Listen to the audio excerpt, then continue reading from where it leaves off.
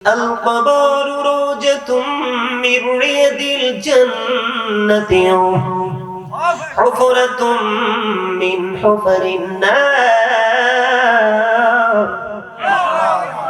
আপনার আমার প্রাণের নবী সরকারি মদিনা তিনি বলে দিয়েছেন কবরটা জান্নাতের বাগান সমূহের একটা বাগান হবে, আবার জাহান্নামের গর্তের একটা অংশ হবে। জোরে জোরে কোন নাউজুবিল্লাহ।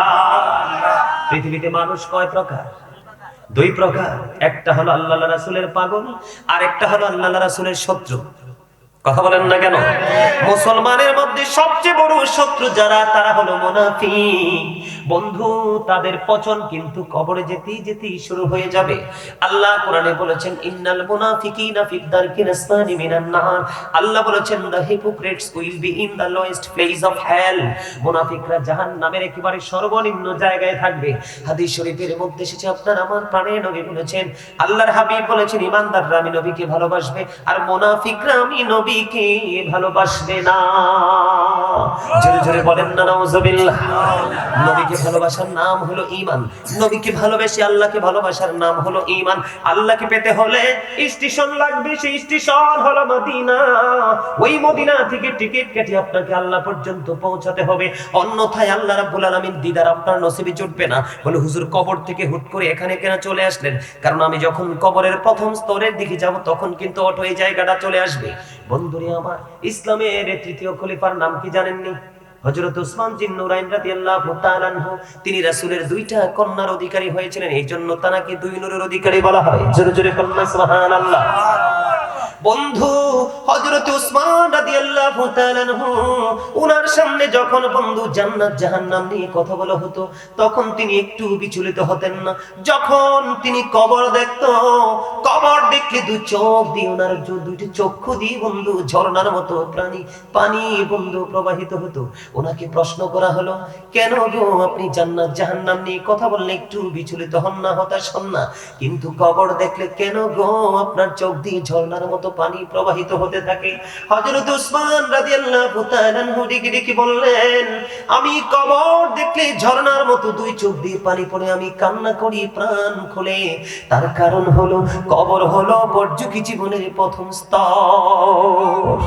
যদি কোনো মানুষ কবরের এই জায়গাটা যদি সে ক্লিয়ার করতে পারে, এই জায়গাটা যদি সে উত্তীর্ণ হতে পারে, অতিক্রম হতে পারে, বাকি একটা ধাপেও তার কোনো টেনশন নেই। কিন্তু যদি সে এই জায়গাটাতে যদি মিস্টেক করে, সে যদি এই জায়গাটাকে সে যদি কন্ট্রোল করতে না পারে, এই জায়গায় পরীক্ষায় যদি উত্তীর্ণ হতে না পারে, তাহলে পরবর্তী প্রত্যেকটা ধাপ তার জন্য অত্যন্ত ভয়ঙ্কর। এই জন্য আমি কবর দেখলে বেশি বেশি কান্না করি। জোরে জোরে আল্লাহু আকবার। বন্ধুরি আমার, সাহাবায়ে কেরামকে, সাহাবায়ে কেরামের মর্যাদা কেমন? সাহাবীদের ঘোড়ার নিচের 3 আঙ্গুলের 1 সেন্টি মাটি যদি একটা পাল্লায় তুলে দেওয়া হয়, কি করা হয়? সাহাবীদের ঘোড়ার নিচের 3 আঙ্গুলের 1 চিমটি মাটি যদি একটা পাল্লায় তুলে দেওয়া হয়, আর গোটা পৃথিবী যদি বন্ধু একটা পাল্লায় তুলে দেওয়া হয়, তাহলে সাহাবীদের ঘোড়ার পায়ের নিচের 3 আঙ্গুলের 1 চিমটি মাটির ওজন ভারী হবে। বলে হুজুর কেন গো? তারা চর্মচক্ষু দ্বারা নবীকে দেখেছেন এবং অন্তর দ্বারা বিশ্বাস করেছেন, নবীর জন্য নিজের প্রাণকে সবসময় বন্ধু প্রস্তুত রেখেছেন। এই জন্য তাদের মর্যাদা অনেক অনেক বেশি। আল্লাহর হাবিব বলেছেন, ক্বালা মান সাব্বা নাবিয়া ফাকতুলহু ওয়া মান সাব্বা আসহাবি ফাদরিবুহু। আমার নবী বলেছেন, নবীকে যারা গালি দিবে, নবীর ইজ্জতের চাদর ধরে যারা টান দিবে, নবীজিকে যারা শান সম্মানের ইজ্জতে আঘাত করবে, উম্মত আমি অর্ডার করলাম ফাকতুলহু, তাদেরকে হত্যা করে ফেলো। ওয়া মান সাব্বা আসহাবি ফাদরিবুহু, সাহাবায়ে কেরামকে যদি গালি দেয়, তাদের ইজ্জতের চাদর ধরে টান দেয়, তাহলে তাদেরকে বাইন্দা পিটাও। তাহলে এই হাদিস শরীফ দ্বারা কি বোঝা যায়? বন্ধু, নবী এবং নবীর সাহাবীদের দাম আছে না নাই? আরো জোরে বলেন না। এত বেশি আছে যেটা আমাদের মতো পাপী মানুষ কল্পনাও করতে পারবো না, যেটা চিন্তা করে আমাদের ব্রেইনের মধ্যে আসবে না। বন্ধু, আমি কেন আসলাম এই জায়গাটার মধ্যে? আল্লাহর হাবিব বলেছেন কবরটা দুইটা রূপ নেবে। একটা হলো বন্ধু জান্নাতীদের জন্য জান্নাতের বাগান, আর একটা হলো জাহান্নামীদের জন্য একটা জাহান্নামের গর্ত। এদিকে কিন্তু দুইটা রূপ নেবে বন্ধু। দুইটা রূপের মধ্যে একটা রূপ আমি পরে বলছি, আগে জাহান্নামীদেরটা বলবো নাকি আগে জান্নাতীদেরটা বলবো?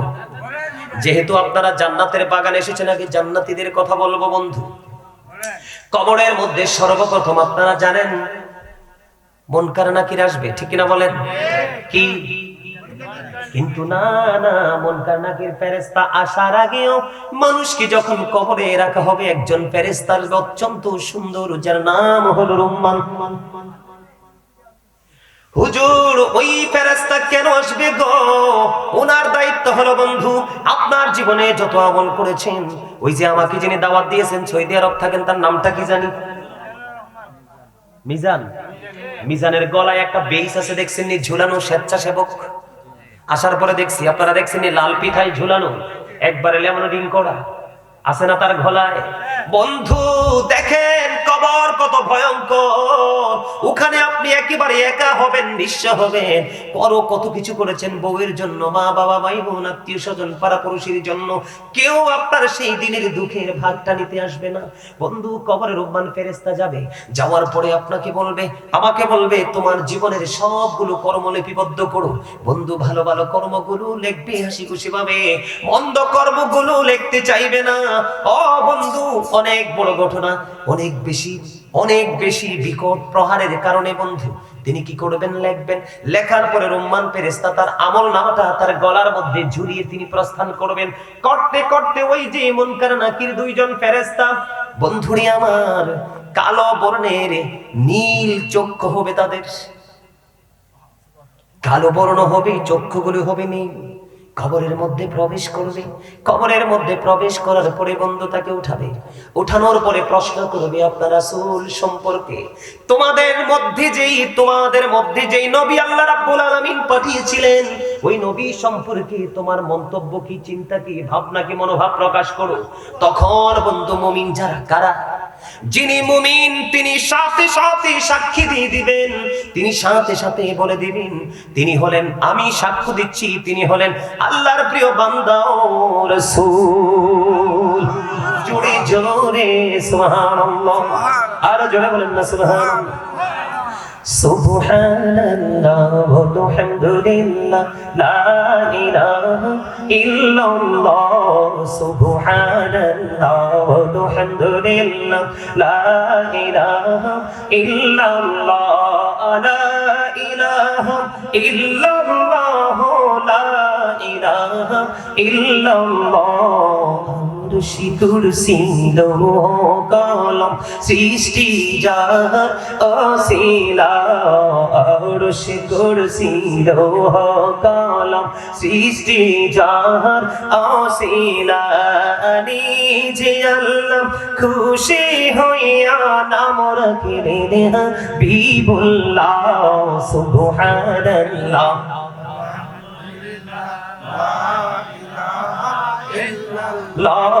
সুবহানাল্লাহ, আলহামদুলিল্লাহ, লা ইলাহা ইল্লাল্লাহ, লা ইলাহা মুহাম্মাদে, লা ইলাহা ইল্লাল্লাহ। নামের সাথী নাম মিশাইয়া যারে আল্লাহ পাঠাইলা, নামের সাথী নাম মিশাইয়া যারে আল্লাহ পাঠাইলা, নিজে আল্লাহ দুস্ত বলে তার প্রেমে মজিলা। সুবহানাল্লাহ, আলহামদুলিল্লাহ, লা ইলাহা ইল্লাল্লাহ, মুহাম্মাদুর রাসূলুল্লাহ সাল্লাল্লাহু আলাইহি ওয়াসাল্লাম। জোরে জোরে বলুন আলহামদুলিল্লাহ। আলহামদুলিল্লাহ বলতে পারেন না? হায় আল্লাহ, আলহামদুলিল্লাহর মানে কি জানে? আরে আপনারা তো আল্লাহ চাইলে কুকুর বানাইতে পারতো, বিড়াল বানাইতে পারতো, টোলা বানাইতে পারতো, পারতো না? আল্লাহ চাইলে বানাইতে পারতো না? আল্লাহ বানাইছে কি? মানুষ। শ্রেষ্ঠ সম্মান দিয়েছেন, তার মধ্যে আরো বেশি সম্মানী আখিরি নবীর উম্মত। আপনি কি জানেন আপনার সম্পর্কে আল্লাহ কি ওয়াজ করেছে কোরআনে? ফি আই সূরাতিন মা শাআ রাক্কাবাক। আল্লাহ বলে, আল্লাহ ক্রিয়েটেড দ্য মাইন্ড, আল্লাহ বলেন মানুষকে আল্লাহর ইচ্ছে মতো করে গঠন করেছেন, ক্রিয়েট করেছেন নিজের মন মতো করে। আপনি কি আল্লাহর মন মতো করে চলছেন? আরে মিয়া, প্রশ্নের উত্তর তো থাক দূরের কথা, মিয়া ফেরেশতা দেখলে আমার মনে পায়খানাই করে দিলেন। তবে পায়খানাও আসবে না, এটা পেটের মধ্যেই যন্ত্রণা দিবে। কি কোন? যেই মা মুসলমান মিয়া আমরা, অল প্রেইজ ইজ টু আল্লাহ, সমস্ত প্রশংসা আল্লাহর জন্য, কেন মানুষ বানাইছেন এবং আরো হাত পা চোখ কান সবকিছুকে ইনটেক করে দিয়েছেন, কোন অংশে কোনো গলদ নেই। সূরা ৩ খুলে দেখেন, লাকাদ খালাকনাল ইনসানা ফি আহসানি তাকওয়িম। আসমান জমিন চন্দ্র সূর্য সবকিছুর চাইতে সুন্দর করে বানাইছে আল্লাহ মানুষকে। আজকে সেই মানুষ পথভ্রষ্ট, জাহান্নামের কীট হিসাবে রূপান্তরিত হচ্ছে। জোরে জোরে কন্যা নাউজুবিল্লাহ। আল্লাযী খালাকাল মাউতা ওয়াল হায়াতা লিয়াবলুওয়ান নাস, যিনি জীবন সৃষ্টি করেছেন, মৃত্যু সৃষ্টি করেছেন, কেন জানেন? মানুষকে পরীক্ষা করার জন্য। আজকের এই মাহফিল আপনাদের এটা কি? চৌবিপুর ইসলামী মানব কল্যাণ ফাউন্ডেশনের উদ্যোগে দ্বিতীয় বার্ষিক তাফসীরুল কোরআন মাহফিলের আয়োজন করেছেন। এই চৌবিপুরের মানুষের জন্য আজকের এই মাহফিল হলো পরীক্ষা। আজকে তাদের এক্সাম চলতেছে। কি চলতেছে? এক্সাম চলতেছে। আজকে কেউ হারবে, কেউ জিতবে, কেউ নিষ্পাপ হবে, তো অনেক বড় পাপী হয়ে কবরে যাবে, ঘরে যাবে। সম্মানিত উপস্থিতি, আপনারা তো মনে করেন যে এটা জাস্ট ফর্মালিটি, আর এটা তো সব এলাকায় হয়। এটা জান্নাতের বাগান, চারপাশে আছে রহমতের ফেরেশতারা। আপনার বাড়ির আগে নাই, আজকে চারপাশ রহমতের ফেরেশতারা ঘেরাও করে রেখেছেন। বন্ধুরে আমার, বলতেছিলাম হৃদয় জানালা খোলে, সবাই শোনেন। যখন প্রশ্ন করতে দেরি রে, নবী সম্পর্কে উত্তরটা তাৎক্ষণিকভাবে দিয়ে দিবেন। দিতে দেরি রে ও বন্ধু, দৈর্ঘ্য এবং প্রস্থ বুঝেননি? ফাতাইল্লা দিগিল্লা আঞ্চলিক ভাষা, ঠিক না? ফাতাইল্লা হইলো এমনে, আর হেমনে হইলো দিগেল্লা। যেমন আপনাদের এই প্যান্ডেলটা এমনে যদি দড়ি কি বলেন? ফাতালে, আর এমনি যদি দড়ি কি? দিগালে, ঠিক না বে ঠিক? এটা কি স্মার্ট ভাবে যদি বলি বাংলা ভাষায়, দৈর্ঘ্য এবং প্রস্থ। বন্ধু, পৃথিবীর মানুষগুলো দেখবে কবরটা মাত্র 3.5 হাত মাটির ঘর। যখন তিনি নবী সম্পর্কে উত্তর দিবেন, বুখারী শরীফের মধ্যে এসেছে হাদিস খানা, অনেক বেশি নবী প্রেমিক, আল্লাহ রাব্বুল আলামিনের সচ্চা প্রেমিক, আল্লাহর পাগল, 100% ইমানদার। ওনার 3টা প্রশ্ন হবে না, প্রশ্ন হবে মাত্র একটা। যেই প্রশ্নটা হবে শুধুমাত্র আল্লাহর প্রিয় হাবিবুল্লাহকে নিয়ে। বন্ধুরে আমার, ওই ব্যক্তিটাকে যখন প্রশ্ন করলো, তিনি উত্তর দিয়ে দিলেন, আমি সাক্ষ্য দিয়ে দিলাম আইনি হলেন আল্লাহর বান্দা এবং আল্লাহর প্রিয় হাবিব, আল্লাহর বান্দা এবং আল্লাহর প্রিয় রাসূল। জোরে জোরে কন্না সুবহানাল্লাহ। বন্ধুরে আমার, বলতে দেরি রে ও বন্ধু, বলতে দেরি। তখন তার কবরটা দৈর্ঘ্য এবং প্রস্থে 70 গুণ বৃদ্ধি করে দেওয়া হবে। জোরে জোরে কন্না সুবহানাল্লাহ। বন্ধুরে আমার, গায়েব থেকে আওয়াজ আসবে, তার কবরটাকে জান্নাতের বাগান বানিয়ে জান্নাতি বিছানা বিছিয়ে দাও, একেবারে নিয়ামতে পরিপূর্ণ করে দাও।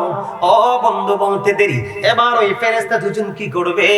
তুমি তোমার কাজ হলো, এর মধ্যে হাদিস শরীফের মধ্যে এসেছে, যিনি নিয়ামতটা পেয়ে যাবে উনি বারবার বলবে, আমি আমার আওলাদের কাছে আবার ফিরে যেতে চাই। না না, আর তো সুযোগ নাই। তুমি নতুন বোরের মতো ঘুমিয়ে থাকো, যেদিন তোমার প্রিয়জন তোমাকে ডাকবে তুমি উঠে যাবে। জোরে জোরে বলুন সুবহানাল্লাহ, আর জোরে বলুন না সুবহানাল্লাহ। বন্ধু, এই যে যিনি উত্তরটা দিয়ে দিলেন, তিনি হলেন মুমিন। তিনি কবরের ইন্টারভিউতে প্রথম ধাপ, বর্জকি জীবন, ফিউচারের যে প্রথম যে স্টেপ, বন্ধু তিনি উত্তীর্ণ হয়ে গেলেন, পরীক্ষায় কামিয়াবি হয়ে গেলেন। ও বন্ধু, ওই ব্যক্তিদের জন্য আল্লাহ স্পেশাল একটা আলোচনা করেছেন। সেই স্পেশাল আলোচনাটা হলো কেমন জানেননি? আল্লাহ বলেছেন, বান্দা, পৃথিবীতে তোমার 1 কোটি বন্ধু থাকুক কোনো সমস্যা নেই, এর মধ্যে তুমি একজন আল্লাহর হক্কানি আলেম খুঁজে নাও। সব আলেম কিন্তু কিন্তু হক্কানি নয়। আল্লাহর হাবিব বলেছেন কিয়ামতের পূর্বক্ষণে পৃথিবীতে সবচেয়ে নিকৃষ্ট মানুষ হবে আলেমরা, যারা শুধু মন গড়া ফতোয়া দিয়ে দিয়ে সাধারণ মানুষগুলো কি বিভ্রান্ত করে দেবে। আজকের বর্তমান জামানায় যেটা প্রচলিত হয়ে যাচ্ছে, ঠিক কিনা বলেন? সমাজের মধ্যে, বাজারের মধ্যে, দোকানের মধ্যে, সৌমনির মধ্যে মারামারি কাটাকাটির শেষ নাই। শুধুমাত্র আমাদের মতো ও বন্ধু দাড়িওয়ালা, টুপিওয়ালা, পাগড়িওয়ালা শুধু দুই চারটা হাদিস এবং কোরআনের দুই চারটা আয়াত মুখস্থ করেছে, ভালো করে বন্ধু কোরআন হাদিসের গবেষণা নাই। আমি আপনাদেরকে বলি, আল্লাহর কসম করে বলবো এবং চ্যালেঞ্জ ছুড়ে দিতে পারবো, কেউ যদি বলে আমি কোরআন পড়ে বড় মুক্তি হয়ে গেছি, সকল সমাধান দিব, ইমানদার হিসাবে যদি কেউ শুধু কোরআন পড়ে দাবি করে, সে কখনো ইমানদার নয়। কারণ কোরআনে এসেছে, একটা এক্সাম্পল যদি দেই, কোরআনে এসেছে শুধু নামাজের কথা। এই কোরআনের কোন পারায়, কোন পৃষ্ঠায়, কোন আয়াতে আপনি কোরআনের রাকাতের খবর পাবেন না। ঠিক না ঠিক? বন্ধু কোরআন এবং হাদিসটাকে সমন্বয় করতে হবে। আমি এই কারণে বলেছি বন্ধু, আল্লাহ রাব্বুল আলামিন বলেছেন কি, join with my dear people, come to my paradise. আল্লাহ বলেছেন ফাদখুলি ফি ইবাদি ওয়াদখুলি জান্নাতি, আমার প্রিয় লোকেদের সাথে যুক্ত হও আর আমার জান্নাতে চলে আসো। জোরে জোরে সুবহানাল্লাহ। যেই সাধারণ মানুষ, আপনারা সাধারণ মানুষ, যদি দেখেন কোন আলেমের সিনায় নবীর প্রেম আছে, নবীর পরিবার আহলে বাইতের প্রেম আছে, আপনি তার সাথে গভীর প্রেমের বন্ধন তৈরি করবেন। আপনি বিরক্ত না হলে বসেন, আমার ভালো লাগতেছে কিন্তু। আলহামদুলিল্লাহ বলেন, আর জোরে বলেন আলহামদুলিল্লাহ। আমার কথাগুলো বেশিক্ষণ বলবো না, অল্প সময়ের মধ্যে আমি গুছিয়ে ফেলবো। আমি আপনাদেরকে আজকে বাঁচানোর জন্য আসছি। আমি রাস্তাটা খুঁজে বের করে ফেলেছি কিভাবে বাঁচা যায়। আমার এখন দায়িত্ব হলো আপনাদেরকে বাঁচানোর জন্য ইনস্ট্রাকশন দেওয়া। আল্লাহ বলেছেন join with my dear people, come to my paradise. আল্লাহ বলেছেন ফাদখুলি ফি ইবাদি ওয়াদখুলি জান্নাতি, আমার প্রিয় লোকের সাথে যুক্ত হও আর আমার জান্নাতে চলে এসো। প্রিয় লোকগুলো কারা? যারা সাদিকিন। তারা সাদিকিনের ব্যাখ্যা করতে গিয়ে তাফসীরে রুহুল বায়ানের মধ্যে, তাফসীরে মাঝহারির মধ্যে, তাফসীরে কদরির মধ্যে এসেছে। শাইখ ইসমাঈল হাক্কি রাদিয়াল্লাহু তাআলা আনহু বলেছেন, সাদিকিনের ব্যাখ্যা করতে গিয়ে তিনি বলেছেন, তাফসীরে রুহুল বায়ানের মধ্যে এসেছে আল্লাহর ওলির কথা, তাফসীরে মাঝহারির মধ্যে এসেছে আল্লাহর ওলির কথা, কিন্তু তাফসীরে কদরির মধ্যে এসেছে বন্ধু হক্কানি আলেম কথা। কারণ আলেমদের কথা বলা হয়েছে এই কারণে, কারণ আলেমরা হচ্ছে আল্লাহ আল্লাহ রাসূলের বিধি বিধানের খনি। তার মানে কোরআন এবং হাদিসের ভান্ডার। তেলের ভান্ডারে গেলে তেলের অভাব হয় না, ঠিক কিনা বলে? যখন আপনি চর অঞ্চলে যাবেন, শীতের মৌসুমী, সবজির কোনো অভাব হবে না। আপনি যখন নদীমাতৃক এলাকায় যাবেন, কখনো কৃত্রিম পদ্ধতিতে, কখনো আবার আল্লাহর প্রদত্ত বৃষ্টির মাধ্যমে মৎস্য উৎপাদন হতেই থাকবে। কথা বলেন না কেন? ঠিক তেমনি ভাবে আপনি যখন হক্কানি কোন আলেমের কাছে যাবেন, যোগ্য দক্ষ কোন আলেমের কাছে যাবেন, আপনার সমাধানের কমতি হবে না। কথা বলেন না কেন? আল্লাহ বলেছেন ইন্নামা ইয়াখশাল্লাহা মিন ইবাদিহিল উলামা, পৃথিবীর বুকে আমার যে বান্দা আছে, বান্দাগুলোর মধ্যে সবচেয়ে বেশি ভয় আমাকে করে হক্কানি আলেমরা। কে ওয়াজ করে? কে? আল্লাহ। আল্লাহ বলেছেন ওই ব্যক্তিদের সাথে তোমরা যুক্ত হও, ফাদখুলি ফি ইবাদি ওয়াদখুলি জান্নাতি। আল্লাহ বলেন join with my dear people, come to my paradise. আল্লাহ কয় আমার প্রিয় লোকগুলোর সাথে যুক্ত হয়ে যাও আর আমার জান্নাতে চলে আসো। আল্লাহ, জান্নাতে গিয়ে একা একা কি করব গো? জান্নাতে গিয়ে আমার কাজ কি? আল্লাহ কয় নো টেনশন, তুমি টেনশন করো না। ইনদা রাব্বিহিম ইউরযাকুন। আল্লাহ রাব্বুল আলামিন বলে দিয়েছেন তুমি যখন জান্নাতে আসবে, কবর তো তোমার জন্য জান্নাতের একটা অংশ হয়ে যাবে। কি হয়ে যাবে? বাগান হয়ে যাবে। আমি তোমার জন্য জান্নাতে খাবার বরাদ্দ করে রেখেছি। বন্ধু, ওই ব্যক্তি যখন নবী চিনে ফেলবে, নবী সম্পর্কে উত্তর দিয়ে দিবে, ওই ব্যক্তিটাকে বলবে তুমি নতুন বড়ের মতো, দুলার মতো ঘুমিয়ে থাকো। বন্ধু, জান্নাতের দিকে তার কবরের একটা যোগাযোগের ব্যবস্থা হয়ে যাবে। জোরে জোরে সুবহানাল্লাহ। তার কবরটা আলোকিত হয়ে যাবে। দৈর্ঘ্য এবং প্রস্থে 70 গুণ বেশি বৃদ্ধি করে দেওয়া হবে, একবারে প্রশস্ত করে দেওয়া হবে। এটার মধ্যে তার কোনো প্রতিকূল অবস্থা তৈরি হবে না। জোরে জোরে সুবহানাল্লাহ। কার মতো? নতুন দুলার মতো তুমি ঘুমিয়ে যাও। যেদিন তোমার প্রিয়জন ডাকবে, সেদিনই তুমি আবার জেগে উঠবে। ওই যে আল্লাহ বলেছেন মিনহা খালাকনাকুম ওয়া ফিহা নুঈদুকুম ওয়া মিনহা নুখরিজুকুম তারাতান উখরা। জোরে জোরে বলুন আল্লাহু আকবার। বন্ধুরে আমার দিকে আবার তাকান। যখন এবার মুনাফিকের কাছে যাবে, কার কাছে যাবে? মুনাফিকের কাছে যাবে। যার নসিবে কি নাই? নেয়ামত নাই, সারাটা জীবন বন্ধু নিজে গবেষণা করেনি, চিন্তা করেনি, নিজের বিবেকের সাথে কোনো বুঝ পরামর্শ করেনি। মানুষ যা ভেবেছে, মানুষের সাথে যখন যেটা তাল মিলিয়ে চলেছে। নবী সম্পর্কে প্রশ্ন করলে উত্তর দিতে পারবে না। তিনি বলবেন, মানুষ যা ভাবতো আমিও তা ভাবতাম, মানুষ যেটা বলতো আমিও সেটা বলতাম, মানুষ যেটা চিন্তা করতো আমিও সেটা চিন্তা করতাম। ওনার কোন অবজারভেশন নেই বন্ধু, গবেষণা ইনস্টিটিউট নাই। তখন ওনার সবকিছু বন্ধু এত সংকীর্ণ করে দেওয়া হবে। আল্লাহ রাব্বুল আলামিন যখন নবী চিনতে পারবে না, তার নাম হলো বন্ধু মুনাফিক। আল্লাহর হাবিব বলেছেন, believers love the prophet, hypocrites don't love the prophet। আমার নবী বলেছেন, মুনাফিকরা আমি নবীকে ভালোবাসবে না, ইমানদাররা আমি নবীকে ভালোবাসবে। যারা নবীকে ভালোবাসবে না, তারা যত বড় নামাজি, কোরআন তেলাওয়াত করলা দানবীর হোক না কেন, তারা কখনোই ইমানদার নন। ইমানদার হতে না পারলে আপনার কোনো আমল আল্লাহর দরবারে গ্রহণ হবে না। কবর, হাসর, মিজান, ফুলসিরাত, প্রত্যেকটা জায়গায় আপনার বিপদ চারদিকে ঘেরাও করে ফেলবে। বন্ধুরে আমার, আল্লাহ রাব্বুল আলামিন অর্ডার করবে, কি করবে? আল্লাহ রাব্বুল আলামিন অর্ডার করবে মাটিকে, তুমি এমন ভাবে তাকে গ্রাস করো বন্ধু, মাটি তাকে চারপাশ দিয়ে এমন ভাবে গ্রাস করবে।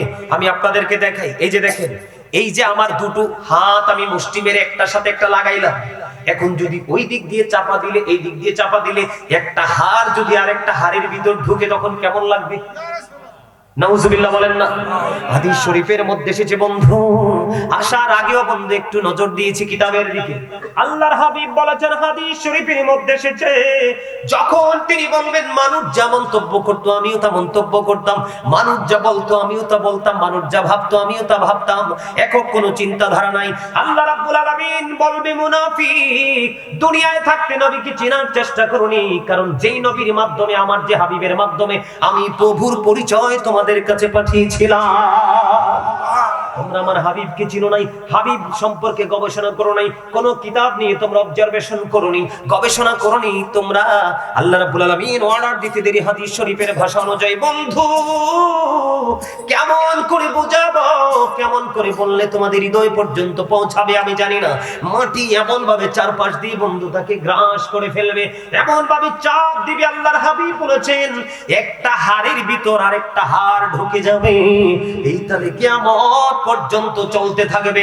ওই যে বলেছিলাম, আল্লাহ বলেছেন, লা ইয়ামুতু, মরার কোনো সুযোগ নাই, ফিহা ওয়ালা ইয়াহইয়া, বাঁচার কোনো সুযোগ নাই, ওয়ামা হুম আনহু বিগাইবিন, ওখান থেকে বের হওয়ার কোনো সুযোগ নাই।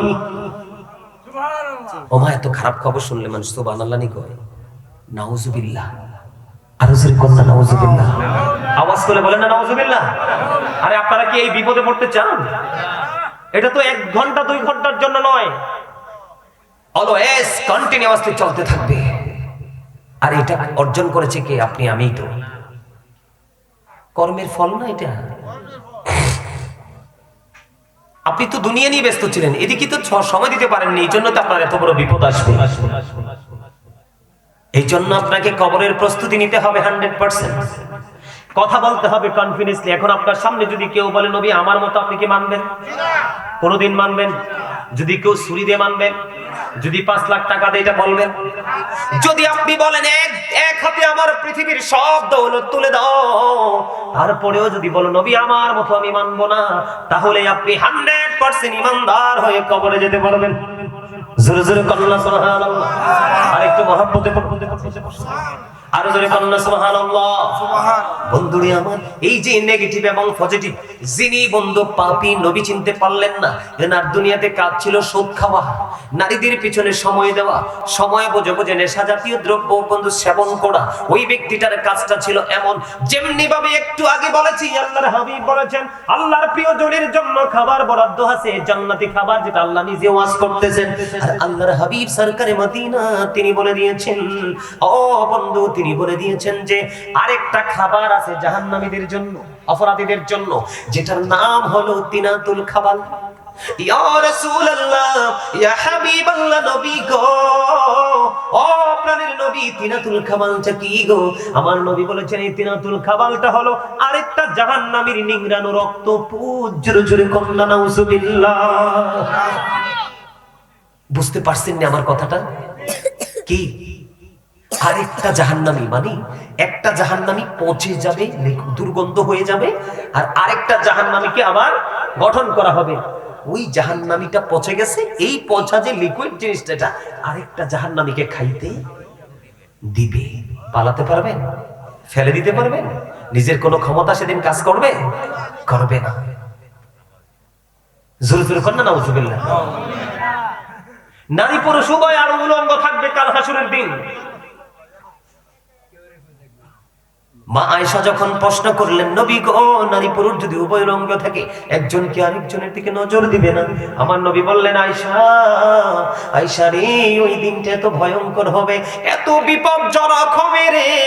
ও আয়েশা, সেদিন উলঙ্গ থাকবে নারী পুরুষ সব একসাথে যদিও থাকে রে, একজন আরেকজনের দিকে নজর দেওয়ার মতো কোনো সুযোগ থাকবে না। এতটা ভয়ঙ্কর হবে সেই দিনটা বন্ধু। একটা জাহান্নামীর যদি সবচেয়ে কম যদি কি হয়, আযাব হয়, কি হয়, একেবারে সবচেয়ে কম আযাব, এর চেয়ে নিম্ন আর আযাব হয় না। তাকে আগুনের এক জোড়া জুতা পরিয়ে দেওয়া হবে। জোরে জোরে কন্যা নাউজুবিল্লাহ।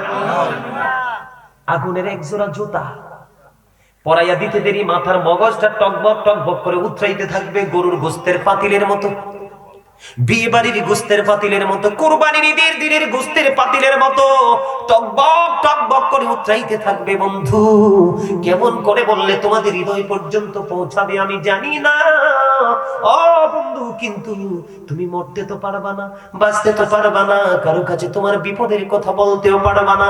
এখনো সময় আছে বন্ধু, কোনো সঙ্গের সাথে মিলে দুষ্টুমি করো না।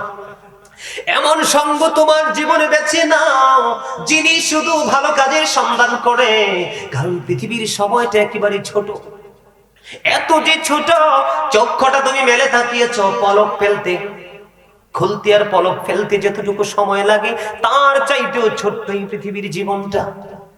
এই জন্য বলছি বন্ধু, একটু সচেতন হও। এই যে আগুনের কথা বললাম বন্ধু, আগুনের কথাটা বললাম, আগুনটা কতটা ভয়ঙ্কর হবে। হযরত আবু হুরায়রা রাদিয়াল্লাহু তাআলা আনহু থেকে হাদিস কানা বর্ণিত, আমার নবী, আপনার নবী, দু জাহানের বাদশা নবী, তিনি বলে দিয়েছেন, জাহান্নামের আগুনকে আল্লাহ রাব্বুল আলামিন 1000 বছর তাপ দিয়েছেন, আগুনের রং হয়ে গেল লাল। আল্লাহ কয়, না না, এই আগুনে হবে না, এত বেশি অপরাধী হবে। আরো 1000 বছর তাপ দিলেন, আগুনের রং হয়ে গেল বন্ধু সাদা। আরো 1000 বছর তাপ দিল, আগুনের রং হয়ে গেল কালো। একে একে 3000 বছর আগুনটাকে উত্তপ্ত করে বরাদ্দ করে রেখেছে রে। শুধু এই মানুষ রূপী যে অমানুষগুলো ইসলামের আইনের, আল্লাহর হাবিবের আলেম ওলামাদের কথার কোনো তোয়াক্কা করেনি, নিজেদের মতো করে নিজেদের জীবন পরিচালনা করেছে, মসজিদের দিকে যায়নি, ভালো কোনো কাজে যুক্ত হতে চায়নি, যদিও করেছে মানুষকে খুশি করার জন্য বলেছে, অনেক সময় গিয়েছে খাবারের জন্য গিয়েছে, আছে না নাই বন্ধুরি আমার? এই যে প্রতিকূল অবস্থা যাদের জীবনে ছিল, তাদের উপায়ে থাকবে না বন্ধু। এই জন্য বলেছি একটু চিন্তা করতে হবে। এদিকে তাকান, কত হাজার বছর? 3000 বছর আগুনের 3টা রূপ নিয়েছে। এর মধ্যে সবচেয়ে জিরো যেটা আছে সেটা হলো বন্ধু কালো। এই কালো অবস্থায় আগুনটা বন্ধু বরাদ্দ করেছে। জিবরাইল আলাইহিস সালাম গেলেন, জাহান্নামের পাহারাদার যিনি, জাহান্নামকে যিনি পাহারা দিচ্ছে, সিকিউরিটি, ওই ফেরেশতার নাম হলো মালিক। ওনার কাছে গিয়ে বললেন, আমাকে জাহান্নাম থেকে একটু আগুন বের করে দিতে হবে। ওই মালিক ফেরেশতা বললেন, কতটুকু বলেন? ওই সরিষা পরিমাণ, না সরি, তিনি বলেছেন আগুনের এই আঙ্গুলের মাথায় যতটুকু আসে ওই রকম পরিমাণ। তিনি বললেন, না না, জাহান্নাম থেকে ওই পরিমাণ আগুন যদি বের করে দেই, আসমান জমিন, আল্লাহর আলম, সাত আসমান সাত জমিন পড়ে ছাই হয়ে যাবে। জোরে জোরে কান্না, আল্লাহু আকবার। পরিমাণটা কমাতে হবে। জিবরাইল বললেন, আল্লাহ গো, পরিমাণটা কমাতে হবে। আল্লাহ বললেন, সরিষা পরিমাণ। সরিষা পরিমাণ দিতে মালিক ফেরেশতা রাজি হয়েছে। ওই সরিষা পরিমাণ দিব, শর্ত আছে 70 বার ধরে উঁচু কোনো পাহাড়ে যদি রেখে দাও, ওই পাহাড়কে পুড়িয়ে নিশ্চিহ্ন করে আবার ওই সরিষা পরিমাণ আগুনটা জাহান্নামের মধ্যে চলে আসবে। এতটা পাওয়ারফুল, ভয়ঙ্কর হবে। জাহান্নামীদেরকে পোড়ানোর জন্য যেই বন্ধু আগুন বরাদ্দ করে রেখেছে, আপনারা তো জানেন না, যারা কাফের হয়ে যাবে মুসলমানের পরেও, তারা দাড়ি ছবি শুরুতে মুসলমান হওয়ার পরেও তাদের কর্মকাণ্ডে কাফের হয়ে যায়, আছে না? অনেক কথা বলেন না কেন? বন্ধু এরকম হবে, কাফের যারা হবে তাদের জন্য ভয়ঙ্কর যে প্রথম স্টেপ কবর। এই কবরের মধ্যে কমপক্ষে 99টা সাপ কন্টিনিউ সবল মারবে। হাদিস শরীফের মধ্যে এসেছে একটা সাপ যদি পৃথিবীর দিকে মুখটা করে যদি একটা বার নিঃশ্বাস ফালায়, গোটা পৃথিবীর মাটিটা বন্ধু বিষাক্ত হয়ে যাবে। কিয়ামত পর্যন্ত পৃথিবীতে কোনো শস্য জন্ম হবে না। ওই যে বলেছি বন্ধু, যাদেরকে আগুনের এক জোড়া জুতা পরিয়ে দেওয়া হবে, কবর থেকে তাদের একটা হাড়ের মধ্য থেকে আরেকটা হাড়ের মধ্যে ঢুকে যাবে। ওই সমস্ত মানুষগুলোর জন্য আরেকটা খাবার বরাদ্দ আছে। আল্লাহ রাব্বুল আলামিন বলেছেন ওই খাবারটার নাম হলো বন্ধু তিনাতুল খাবাল। এটা হাদিস শরীফের মধ্যে এসেছে, যেটা হলো আরেকটা জাহান্নামীর নিংড়ানো রক্ত অথবা পুঁজ। বন্ধু আরেকটা খাবার হলো, সেটার নাম কোরআনে এসেছে জাক্কুম। জাক্কুমটা এতটা ভয়ঙ্কর, আজকে যদি এই সৌবিপুরের জমিনে একটা ফোঁটা, এই মুহূর্তে যদি এই সৌবিপুরের জমিনে একটা ফোঁটা জাক্কুম যদি বন্ধু পড়ে রে, কিয়ামত পর্যন্ত এই মাটিতে কারো কোনো সাধ্য নাই কোনো শস্য ফলাবে। বন্ধু যদি কোনো শস্য জন্ম না হয়, পৃথিবীর কোনো প্রাণী বাঁচতে পারবে না। পৃথিবীর কোনো প্রাণী যদি বেঁচে না থাকে, তাহলে পৃথিবীর কোনো দরকার নেই। বলে হুজুর, তাহলে এত অন্যায় অপরাধ হচ্ছে, কোনো রিঅ্যাকশন কেন হচ্ছে না? আল্লাহর হাবিব যখন পৃথিবী ছেড়ে চলে যাবে, আজরাইল যখন আসলেন আল্লাহর হাবিবের প্রাণ পাখি নিতে, আয়েশা নবীকে সালাম দিয়ে বললেন, ইয়া রাসূলুল্লাহ, আল্লাহ বলেছে আপনি যদি রাজি থাকেন, আপনার যদি সম্মতি থাকে, আজকে আপনাকে চলে যেতে হবে। জোরে জোরে কন্যা সুবহানাল্লাহ। আপনার আমার ক্ষেত্রে এরকম বলবেনই ফেরেশতা? হ্যাঁ, আয়েশা তো খাবলা দিয়ে নিয়ে যাবে, জাস্ট টাইম, নো কমপ্লেইন। ঠিক না ঠিক? নবীকে যখন বললেন, নবীজি বললেন আল্লাহ যেমনি চায় আমি এমনি রাজি। সুবহানাল্লাহ কোন, কারণ বন্ধু তো কি, এক বন্ধু তো আরেক বন্ধুকে কষ্ট দিতে পারে না। এক বন্ধুর সাথে আরেক বন্ধু প্রেমের দিক দিয়ে মিশে গেছে। ঠিক কিনা বলেন না? বন্ধু আমি আপনাদেরকে বলি, আল্লাহর হাবিব চলে যাওয়ার আগে আজরাইলকে বললেন, আজরাইল আমার চলে যাওয়ার আগে কিছু শর্ত আছে। কয় শর্ত কি? আমাকে তোমার ফয়সালা দিতে হবে। আমি যদি পৃথিবী ছেড়ে চলে যাই, আমার উম্মতগুলো একা হয়ে যাবে, দায়িত্ব নিবে কে? আল্লাহ রাব্বুল আলামিন জিবরাইলের মাধ্যমে খবর জানিয়ে দিলেন, জিবরাইল আমার হাবিবকে জানিয়ে দাও, আমি আমার হাবিবের উম্মতের দায়িত্ব আমি আল্লাহ নিজেই নিয়ে নিলাম। এই জন্য আমাদের মর্যাদা এত বেশি আখিরি নবীর উম্মত হওয়ার কারণে। বন্ধু আমি আপনাদেরকে বলি, কাফেরদের জন্য আরো ভয়ঙ্কর শাস্তি। একদিকে 99 সাপ, বিষাক্ত সাপ কন্টিনিউ কি করবে? কামড় দিতে থাকবে, কিন্তু বাঁচতেও পারবে না, মরতেও পারবে না, পালাতেও পারবে না। সৌদ নামক একটা পাহাড় আছে জাহান্নামের মধ্যে, উঠতে লাগবে 70 বছর। কত বছর? উঠতে লাগবে 70 বছর, নামতে লাগবে তেমন। এইভাবে তার সাজাটা বন্ধু বহাল থাকবে। আপনারা দেখবেন, আমার দিকে তাকান, আপনারা দেখবেন অনেক দূরে ভ্রমণে যান না, হাইওয়ে রোড দিয়ে, মানে বিশ্ব রোড দিয়ে যাওয়ার সময় দেখবেন অনেক বেশি রৌদ্র যখন পড়ে, আপনারা নজর দিয়ে দেখবেন সামনে যদি বসেন গাড়ি, মনে করবেন যেন রাস্তার উপর পানি। দেখা যায় কিনা?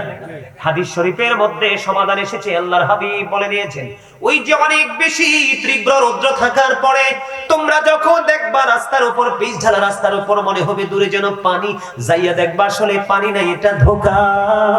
যারা কাফের, বেঈমান, মুশরিক, তাদের অবস্থা হবে তেমন। তারা মনে করে যাবে পানি দেখে খাইতে যাবে, আসলে যায় দেখবে কিছুই নাই।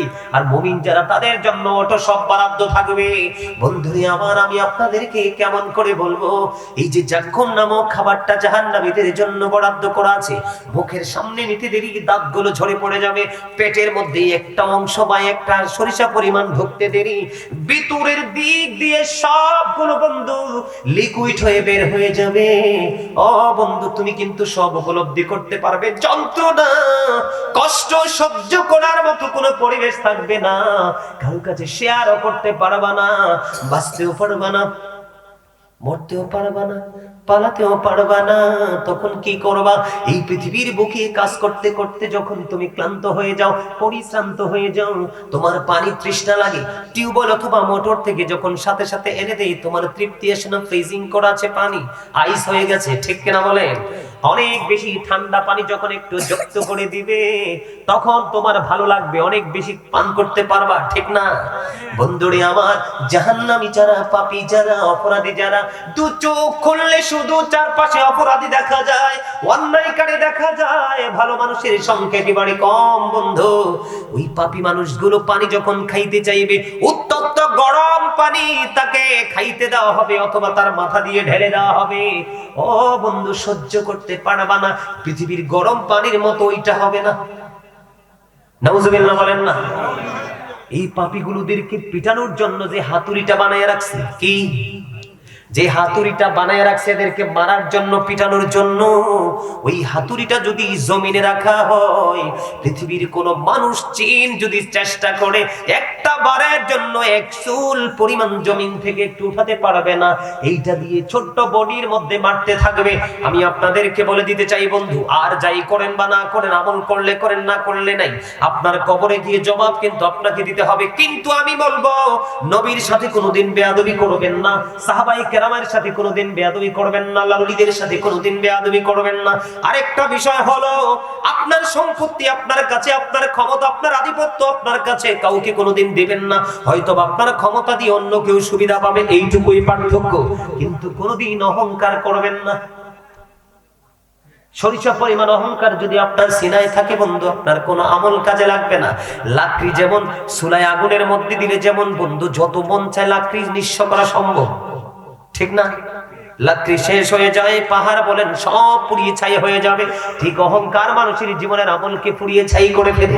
আল্লাহর হাবিব জানিয়ে দিয়েছেন, আজকের দিনে মানুষ নামাজ থেকে দূরে, আল্লাহর গোলামি থেকে দূরে, ভালো কর্ম থেকে দূরে, শুধু অহংকার করার কারণে মানুষ মনে করে যে আমার তো আছে, আমার কিছু লাগবে না। দাদা কি এরকম না? অহংকারীদের সম্পর্কে রাসূল বলেছেন, তোমাদের মনের অজান্তে পায়ের নিচে পড়ে অনেক পিঁপড়েকে কিন্তু পিষ্ট হয়ে মারা যায়, তুমি জানো না? কাল কিয়ামতের দিন অহংকারী মানুষগুলো অহংকার করে সকল পবিত্রতা থেকে দূরে ছিল, নোংরামের সাথে যুক্ত হয়েছিল, কাউকে পরোয়া করনি, একজন উপদেষ্টা ভালো করে বেছে নিতে পারোনি। আল্লাহর হাবিব বলেছেন, ওই অহংকারীদেরকে অপরাধ দেখেন, নোংরামি দেখেন, সাজা দেখেন কত কোয়ালিটির বন্ধু। ছোট্ট ছোট্ট পিপিলিকা বানানো হবে, সবগুলো অহংকারীকে একত্রিত করা হবে, চারপাশ বন্ধু আপনার অপমান তাদেরকে ঘিরে ফেলবে। আল্লাহ রাব্বুল আলামিন অর্ডার করবে, তাদেরকে পাওলাস নামক জাহান্নামের দিকে টেনে হেঁচড়ে নিয়ে যাও। জোরে জোরে নাউজুবিল্লাহ।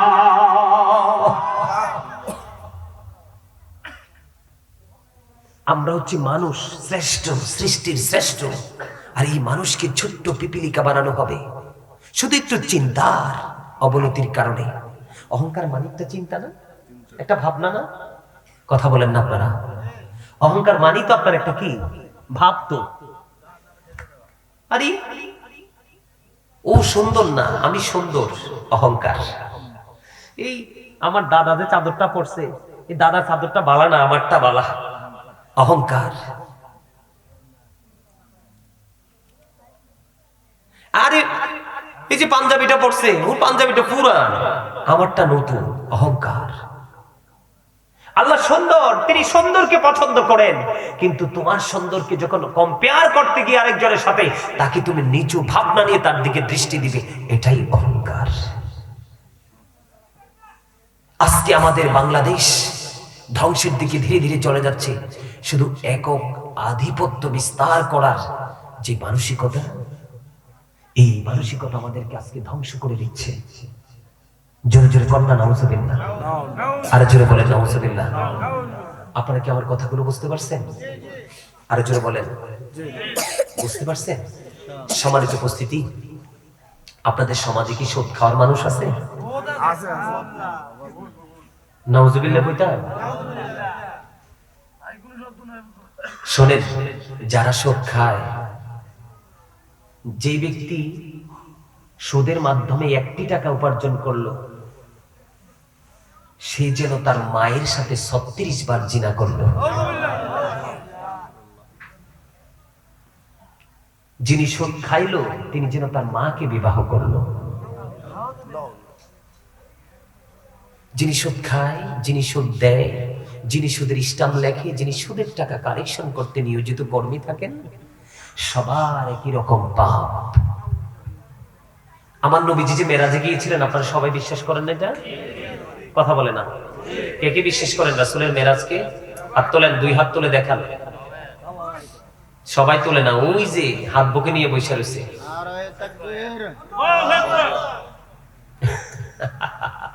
হাত নামান, হাত নামান। ইউ আর ভেরি উইক, আপনার অত্যন্ত দুর্বল। এই দুর্বলতা থেকে বেরিয়ে আসতে হবে।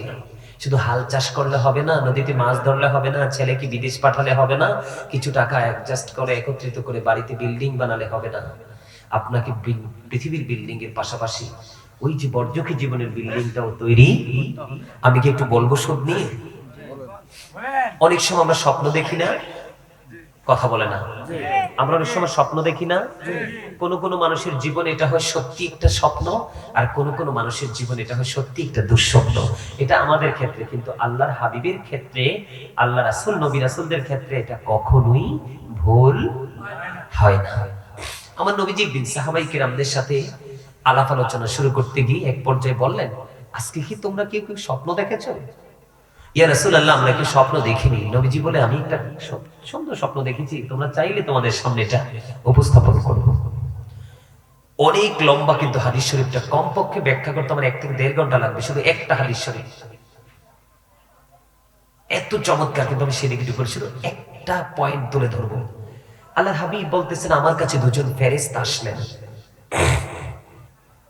মাঝখান দিয়ে একটা অপশন তুলে ধরছি আর কি, যে আমার কাছে দুজন ফেরেশতা আসলেন, এসে বললেন, ইয়া রাসূলুল্লাহ, চলুন আমরা একটু ঘুরে আসি।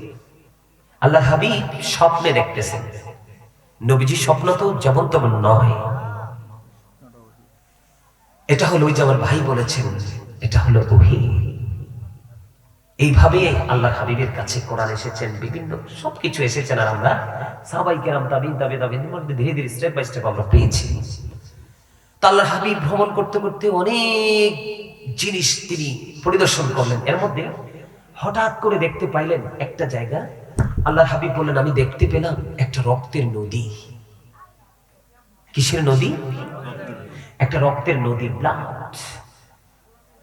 এই রক্তের নদীর মধ্যে আমি দেখতে পাইলাম একটা লোক, মানে নদীটার মাঝখান থেকে সাঁতার কেটে কেটে কুলের দিকে আসতে চায়, কিন্তু সে যখনই কাছাকাছি আসে আমি দেখতে পাইলাম আরেকজন লোক তাকে খালি পাথর মারতেছে, সেজন্য কুলি আসতে না পারে, পারে আসতে না পারে। সে এদিক দিয়ে আসতে চায়, এদিক দিয়ে পাথর মারতেছে, ওদিক দিয়ে আসতে চায়, তাকে পাথর মারতেছে। আমার নবীজি বন্ধু ফেরেশতাদেরকে বললেন, তোমরা বলো না ওই মানুষটা কে রে? এবার ওই ফেরেশতারা ডেকে ডেকে বললেন, ইয়া রাসূলুল্লাহ, ইয়া হাবিবাল্লাহ, নবী গো, ও প্রাণের নবী, ওই যে লোকটা দেখতে পেয়েছেন, এই লোকটা আপনার নামধারী একজন উম্মত, দুনিয়া জীবন বড় টাকার নেশায় শুধু সুদ আর ঘুষ খেয়েছে। জোরে জোরে নাউযুবিল্লাহ। হুজুর, হুজুর গো, রক্তের নদীতে কেন থাকবে গো? রক্তের নদীর সাথে তার সুদের কি সম্পৃক্ততা?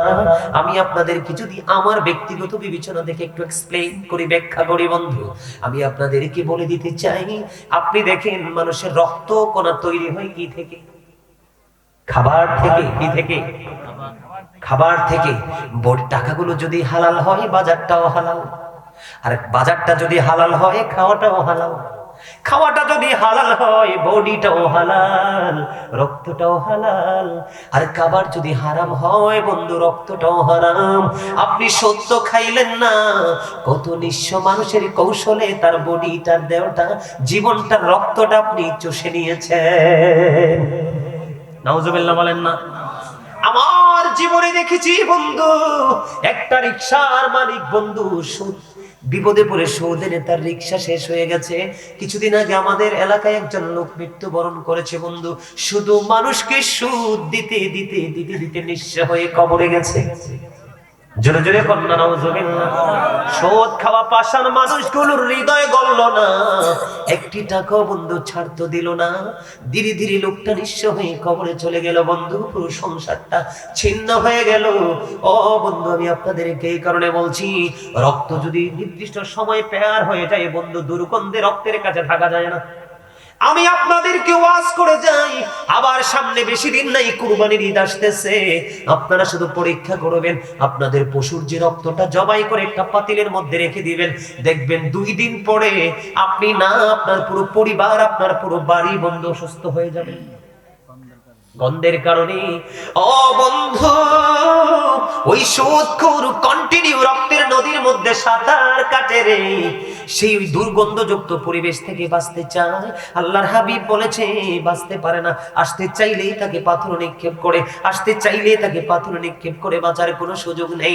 এই সুদখোর, এই জন্য তার এই সাজাটা বহাল রইল। আপনার আমার প্রাণের নবী যখন মেরাজে গেলেন, যাওয়ার পরে জাহান্নামের মধ্যে তাকিয়ে দেখলেন এক একটা মানুষের পেট এক একটা ঘরের মতো বড় বড়। ওই জাহান্নামের মধ্যে সবচেয়ে বেশি আমার নবী দেখেছে বড় লোক আর মহিলা। জোরে জোরে নাউজুবিল্লাহ। আপনি দেখবেন বাংলাদেশের ইতিহাস খুলে দেখেন বন্ধু, বাংলাদেশের ব্যাকগ্রাউন্ডটা আপনি খুলে দেখেন বন্ধু, ম্যাক্সিমাম বিল্ডিং ওয়ালার বাড়ির দিকে নজর দিয়েছেন, সুন্দর দেখে জানদার ব্যাকগ্রাউন্ড খুলে দেখেন কত মানুষের জীবনে রক্ত চুষে এসে কৌশল অপকৌশলে। কথা বলেন না কেন? আরো জোরে কোন? ওই অসভ্য মানুষগুলো সমাজাধিপত্য বিস্তার করে লাঠিয়াল বাহিনী তৈরি করে নিরহ মানুষের রক্ত চুষে চুষে পাহাড় গড়ে তোলা টাকার, কিন্তু জানে না আমি যেই মাটির মধ্যে দাঁড়িয়ে এত বড় গাছ হয়েছি, সেই মাটি হলো আমার চারপাশের দুস্থ মানুষগুলো। কারণ গরিব না থাকলে বড় লোকের সম্মান নাই, মূর্খ না থাকলে শিক্ষিত জাতির মর্যাদা নাই, সমাজের মধ্যে অসৎ মানুষ না থাকলে ভালো মানুষ চিনা যায় না। ও বন্ধু, মসজিদের সমাজের মধ্যে যদি হক্কানি কোনো ভালো আলেম না থাকে, সমাজ থেকে নষ্টামি দূর করা যায় না। কথা বলেন না কেন? আমার নবীজি দেখলেন এক একটা মানুষের পেট এক একটা ঘরের মতো বড় বড়, এর মধ্যে নারী এবং বড় লোক বেশি। বলে হুজুর কেন গো? নারীরা দেখবেন কৌশলে সুদ খায়, দেখবেন টাকা হাওলাত চাইলে নাই, আপনি খুঁজে চাইলেন কালকে যাইয়া দেখবেন নাই। যখন বলবেন তোমাকে মাস শেষে কিছু মুনাফা দিব বা সুদ দিব, দেখবেন বই ভাইজান আমার বড় বড় দুলাভাই তো বিদেশ থাকে, আফার কাছে কিছু টাকা আছে, চাইলে এনে দিতে পারবো। ঠিক এইভাবে আমি একটা এক্সাম্পল দিলাম আর কি, আরো ভিন্ন কৌশল অবলম্বন করতে পারে পুরুষ যারা, ঠিক তারাও সেম কৌশল অবলম্বন করে টাকাটা আনার জন্য।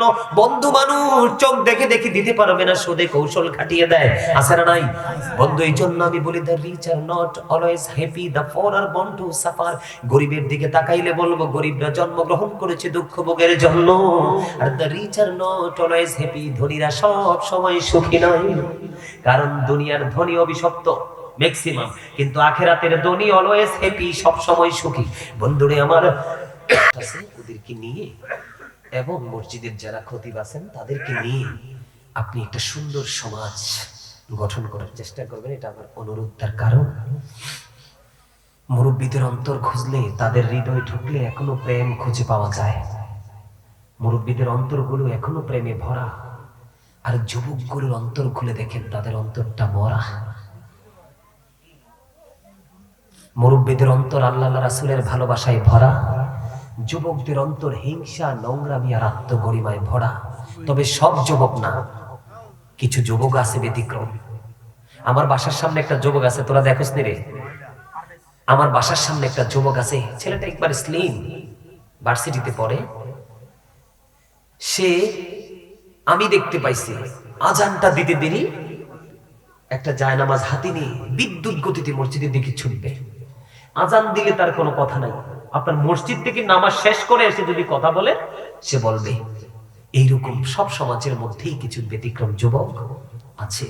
ওই যুবকগুলোকে দেখে তোমাদের শিক্ষা নেওয়া উচিত। আমি তোমাদেরকে একটা কথা বলবো আজকে, যুবকরাই কিন্তু আগামী দিনের ভবিষ্যৎ। তোমরা যদি এখন থেকে তোমাদের সমাজকে সুন্দর রূপে রূপান্তরিত করার চেষ্টা না করো, হয়তো তোমরা আজকে যুবক আছো, কালকে বিয়ে করবে, তোমাদের পরবর্তী প্রজন্ম চলে আসবে। যখন পরবর্তী প্রজন্মটা, তোমাদের অনুষ্ঠিত সন্তানেরা যখন নষ্ট পথে হাঁটবে, তখন তোমরা বুঝতে পারবে এই যন্ত্রণাটা যে কত বিষাক্ত। আপনারা যারা বাবা হয়েছেন, মা হয়েছেন, সবাইকে, বিশেষ করে আমার মা যারা আছেন তাদেরকে বিনীতভাবে আমি অনুরোধ করব, আপনারা বিশেষ করে সন্তানকে মানুষ করার জন্য গুরুত্বপূর্ণ ভূমিকায় থাকে মা, বাবা। কারণ জীবন জীবিকার জন্য বাবাকে ছুটতে হয় সকাল টু সন্ধ্যা। বাবা সন্তানকে সময় দিতে পারে না, মায়ের আদর্শেই বড় হয়। সম্মানিত উপস্থিতি, আজকে সমাজ, আজকের এই মুসলমান, আজকের এই দেশ ধ্বংস হওয়ার পিছনে মূল কারণটা হচ্ছে কি জানেন? একটা জায়গা, আমরা রাসূলের কোন আইনের তোয়াক্কা করতেছি না। তার কারণ আল্লাহর হাবিব বলেছেন, মেয়েটা যদি কান কাটা হয়, একটা বাসার বাদী হয়, একটা বাসার দাসী হয়, মেয়েটা যদি ফরজগার হয়, তুমি তার জাতকুল দেখার দরকার নাই, তুমি তাকে বিয়ে করে বউ করে ঘরে তুলে নাও। সুবহানাল্লাহ। আর মেয়েটা যদি অপূর্ব সুন্দরী হয়, অসভ্য হয়, বেয়াদব হয়, ইসলামী রঙের রঙিন না হয়, বাদশার ঘরের বেটিও যদি হয়, তুমি তাকে ঘরে তুলে এনো না।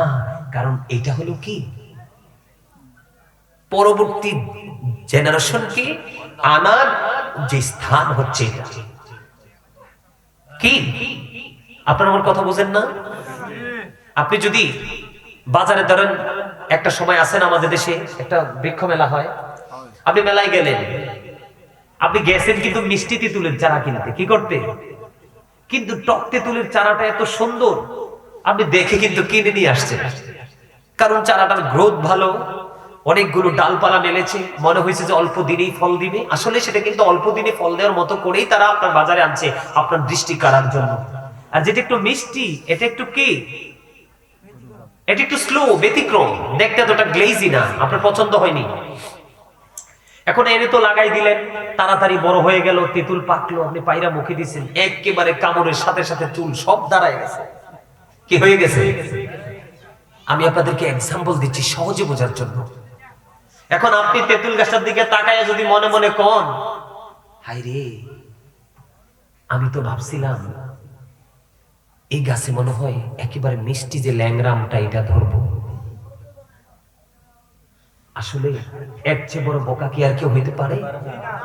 আপনি মিষ্টি কিন্তু শুরুতেই করেছেন, সুন্দর দেখে কিন্তু গাছ লাগাইছেন, আসলে এটা টক, তাও তেঁতুল। যতগুলো টক আছে সব টকের মধ্যে সবচেয়ে খারাপ টক হচ্ছে তেঁতুলের টক, যেটা বডিতে অনেক সময় ইনফেকশন করে, ব্লাডকে একবার ড্যামেজ করে দেয়। যদিও টক সাইট্রিক অ্যাসিড, এটা আপনার বডির দারোয়ান। আপনি যদি বেশি বেশি করে টক খাওয়ার অভ্যাস করতে পারেন, আপনি কিন্তু ইনশাআল্লাহ আপনি কিন্তু সহজে অসুস্থ হবেন না, কারণ এটা সাইট্রিক অ্যাসিড আপনার ভিতরে টক্সিন গুলো কেমন ভাবে গ্রাস করে, চিবিয়ে এটাকে একবারে মেরে ফেলে। কথা কি বুঝতে পারছেন আমার? সম্মানিত উপস্থিতি, আসলে অনেক কথাই বলার ছিল, আর বলবো না। আমি আপনাদেরকে এইটুকু বলবো, ছেলে যখন বিয়ে করাবেন, ঘরে গিয়ে দেখবেন, ওই বাড়ি গিয়ে খোঁজ দেবেন মেয়েটা আল্লাহওয়ালা কিনা, তার মা আল্লাহওয়ালা কিনা, পরেশগার কিনা, পর্দা করে কিনা। আবার যখন মেয়ে বিয়ে দেওয়ার জন্য ছেলে যখন খুঁজবেন, ওই ছেলে খুঁজতে যাওয়ার পরও দেখবেন ছেলেটা পরেশগার কিনা, বাবাটা নামাজ পড়ে কিনা। যত বড়ই বিজনেসম্যান হোক না কেন, মরতে তো হবে। আর আপনাকে বাবা মা হিসাবে কিন্তু আপনাকে আল্লাহর কাছে জবাবদিহিতার আওতায় আসতে। আমার দিকে তাকান। Every parent should take care their children very carefully. প্রত্যেকটা পিতামাতার উচিত তাদের সন্তানের দায়িত্ব যত্ন সহকারে পালন করা। আর আমরা সন্তান হিসেবে আমাদের উচিত, we should obey our parents. আমাদের প্রত্যেকের উচিত আমাদের পিতামাতাকে মান্য করা। আমার দিকে তাকান। আল্লাহ রাসূল বলেছেন, আদিবু আওলাদাকুম আলা থালাতি খিসালিন, হুব্বি নবীকুম ওয়া হুব্বি আহলি বাইতিহি ওয়া আলা কিরাআতিল কুরআন। আল্লাহ রাসূল বলেছেন, তোমরা তোমাদের সন্তানদেরকে তিনটি বিষয় শিখাও। হুব্বি নবীকুম, teach the love of the prophet, teach family love. ওয়া হুব্বি আহলি বাইতিহি, নবীর পরিবারের ভালোবাসা শেখাও, কারণ নবী এবং নবীর পরিবার দুজনকেই ভালোবাসা ফরজ, এটা আমাদের জন্য ঈমান। আপনি যদি তাদেরকে ভালোবাসতে গিয়ে বিন্দু পরিমাণ বেয়াদবি করেন, ঈমান চলে যাবে। সম্মানিত উপস্থিতি, আল্লাহ রাসূল বলেছেন, ওয়ালা কিরাআতিল কুরআন, learn to recite the holy Quran. তোমরা তোমাদের সন্তানদেরকে কোরআন তেলাওয়াত শেখাও। তার মানে আপনাকে আমাকে আমাদের সন্তানদেরকে ঈমানি ট্রেনিং দিতে হবে, আমলের ট্রেনিং দিতে হবে। সন্তান যখন জন্মগ্রহণ করবে, করার পরে আপনি সন্তানের সুন্দর একটা নাম রাখবেন। 7 দিনের দিন, কয় দিনের দিন? পুত্র সন্তান হলে আপনি 1 বছরের 2টা ছাগল দিয়ে আকিকা দিয়ে দিবেন, তার সুন্দর একটা নাম রাখবেন, মাথার চুলগুলো ফেলে দিবেন। মেয়ে হলে 1 বছরের একটা ছাগল দিয়ে আকিকা দিবেন। কথা বুঝতে পারছেন? আর মার দায়িত্ব হলো 2 বছর সন্তানকে বুকের দুধ খাওয়ানো। সুবহানাল্লাহ বলেন না? আর সন্তানটা আসার সাথে সাথেই সন্তানের কানে আজান দিতে হবে। মা ফাতেমা রাদিয়াল্লাহু তাআলা আনহার সন্তান হযরত হাসান রাদিয়াল্লাহু তাআলা যখন পৃথিবীতে এসেছেন, নবীজি আর নামাজের জন্য আমরা যেভাবে আজান দিই সেইভাবে তার কানে আজান দিয়েছিলেন। আজকে কি সেই সুন্নাহ আছে, আদর্শ কি আমাদের মাঝে আছে? তা আমরা ধ্বংস হব না তো কে হবে? আর মা তো বাচ্চা হওয়ার আগে ডাক্তার ডেট দিলে অপারেশন সিজারের জন্য আগেই প্রস্তুত থাকে, ঠিক না? আর বিশেষ করে বর্তমান সময় মেয়ে হইলে তো বাবা মা অভিশপ্ত, আর ছেলে হইলে তো চাঁদের দেশে তারা ভ্রমণ করতে যাবে, আনন্দের শেষ নাই। অথচ আল্লাহ রাসূল বলেছেন আল্লাহ যখন খুশি হয় তখন তিনটা কাজ করেন। কয়টা? একটা হলো পৃথিবীতে বৃষ্টি দেন, আরেকটা হলো পিতামাতার কোল জুড়ে দেন কন্যা সন্তান, আরেকটা হলো কারো বাড়িতে পাঠিয়ে দেন মেহমান। সুবহানাল্লাহ বলেন না? আল্লাহ যেগুলো আমাদের জন্য রহমত দেয় আর এগুলোতে আমাদের উপরে গজব হয়, বোঝা মনে হয় না? তিনটা আল্লাহ খুশি হয়ে রহমত হিসেবে পাঠায়। মেহমান আইলে তো আপনি মুখ কালা করেন, খরচ লাগবে। কন্যা সন্তান হইলে তো আপনার মাথায় তো ছাড়ছে আল্লাহ রে 5 লাখ বরাদ্দ। আরে ভাই 5 লাখ কি তোমার জোগানের ক্ষমতা আছে? দিবে কে? এটা রহমত, তুমি বেজার হয়ে গেছো। তোমার বাড়িতে মেহমান আসছে, তোমার বরকত আল্লাহ পাঠাই দিছে, রহমত, তুমি রাগ হয়ে গেছে। বৃষ্টি দিছে, বৃষ্টি না হলে পৃথিবীর মাটি ইয়ে হয়ে যাবে, কোন বৃক্ষ জন্ম হবে না, পৃথিবীর তাপের কারণে মানুষ বাঁচতে পারবে না, কোনো প্রাণী বাঁচতে পারবে না। বৃষ্টি একদিনের জায়গায় 2 দিনের লোক, আল্লাহ আসমানটাকে ছিদ্র হয়ে গেল। কিন্তু আসলে তো আসমান ছিদ্র হইয়া বৃষ্টি আসে না, এক একটা বৃষ্টির ফোঁটা এক একটা ফেরেশতা পৃথিবীতে নিয়ে আসে। সম্মানিত উপস্থিতি, এই জন্য বলছি আপনারা একটু সচেতন ভাবে জীবনযাপন করবেন, 5 ওয়াক্ত নামাজ পড়বেন, হালাল পথে রোজগার করবেন, বেশি বেশি করে পরকাল নিয়ে চিন্তা করবেন। কারণ পরকালের চিন্তা যার সিনায় নাই তার কাছে কোনো ভালো মন্দ আগুন পানি নেই। সম্মানিত উপস্থিতি, আর আলোচনা করব না, তাবরক আছে রে। তাহলে আমি একটু রাসূলকে দাঁড়িয়ে সালাম দিব। আপনারা সালাম যখন দিতে যাব আপনারা সবাই কাতারবদ্ধ হয়ে যাবেন। কি হয়ে যাবেন?